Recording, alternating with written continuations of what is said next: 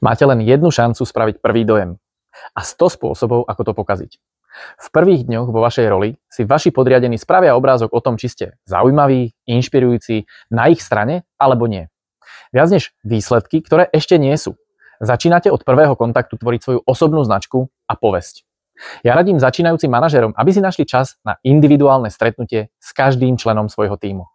Ak pri svojom vstupe do svojej role investujete 30 minút do rozhovoru, bohato sa vám to vráti.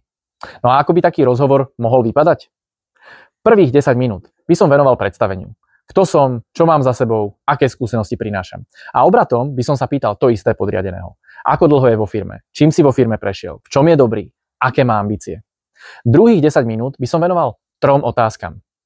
Čo podľa teba na oddelení funguje dobre a chcel by si, aby som to nemenil?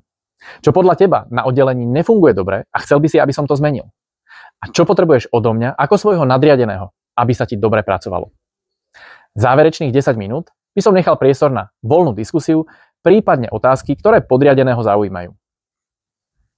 Nič veľké a nič svetoborné. Obyčajný záujem a snaha porozumieť svojim ľuďom skôr, než od nich niečo budete potrebovať a začnete prichádzať so svojimi požiadavkami. Ak to chcete ešte vyšperkovať, môžete po celom kolečku predstaviť niekoľko kľúčových bodov a zaujímavostí celému svojmu tímu. Napríklad, vedeli ste, že všetci spolu ste vo firme už 135 rokov? Vedeli ste, že medzi vami je vyštudovaný archeológ a kuchár?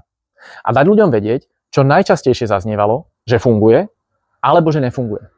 To bol jednoduchý tip pre vstup do manažérskej role a naviazanie vzťahu so svojimi podriadenými. Ak vás zaujíma viac z oblasti manažérskeho rozvoja, dajte odber nášmu newsletteru.